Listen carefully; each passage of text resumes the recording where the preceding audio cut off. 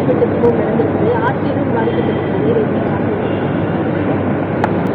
8ஆம் வகுப்பு படிக்கும் மாணவன் கையில் அரிவாளை ஏந்தி வகுப்பறைக்கு வருகிறான் என்பது ஒரு நல்ல அறிகுறி இல்லை.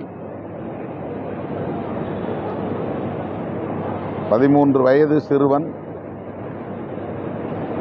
புத்தகம் வைக்க வேண்டிய பையிலே அரிவாளை வைக்கிறான். வகுப்பறைக்குள் வந்து ஆசிரியர் முன்னிலையிலேயே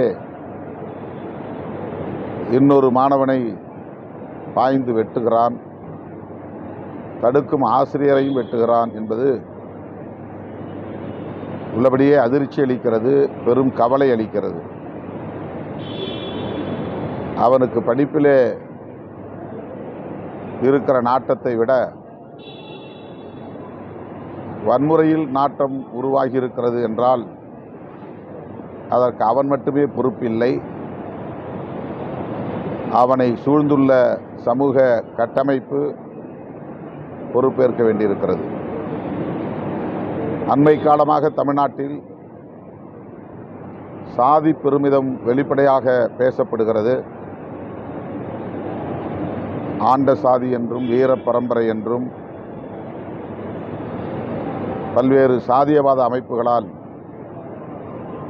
பகிரங்கமாக பேசப்படுகிறது. அந்த உணர்வு தூண்டப்படுகிறது. பள்ளி மாணவர்களிடையே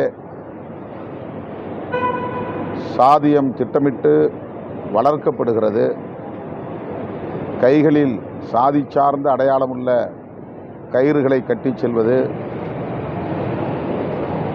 சைக்கிளில் சாதி அடையாளங்களை பொறிப்பது, பள்ளியின் பலகைகளில் சாதி சார்ந்த முழக்கங்களை எழுதுவது, இதுபோன்ற கலாச்சாரம் பரவுவதற்கு சாதியவாத மதவாத அமைப்புகளே மிக முக்கியமான காரணங்களாக இருக்கின்றன. அதனால்தான் நாங்குநேரி சின்னதுரை தாக்கப்பட்ட பிறகு தமிழ்நாடு அரசு நியமித்த நீதிபதி சந்துரு ஆணையம் பள்ளிகளில் நிலவும் இத்தகைய கலாச்சாரம் குறித்து தீவிரமான ஆய்வை மேற்கொண்டது. நீதிபதி சந்துரு அவர்கள் தமிழ்நாடு அரசுக்கு விரிவான பரிந்துரை அறிக்கை ஒன்றை சமர்ப்பித்திருக்கிறார். அந்த அறிக்கையின் முக்கியத்துவம் இப்போது உணரப்படுகிறது. எனவே தமிழ்நாடு அரசு நீதிபதி சந்துரு அவர்களின் தலைமையிலான ஆணையத்தின் அறிக்கையை, இந்த பரிந்துரையை பரிசீலிக்க வேண்டும். அதனை நடைமுறைப்படுத்துவதற்கு ஆவண செய்ய வேண்டும் என்று வலியுறுத்துகிறேன்.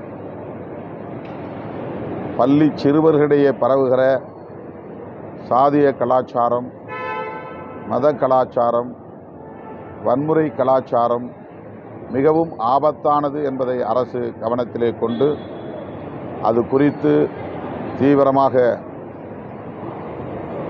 சிந்திக்க வேண்டும். உரிய தடுப்பு நடவடிக்கைகளை மேற்கொள்ள வேண்டும் என்று வலியுறுத்துகிறேன். செய்திகளை உடனுக்குடன் தெரிந்து கொள்ள உடனே சப்ஸ்கிரைப் பண்ணுங்க.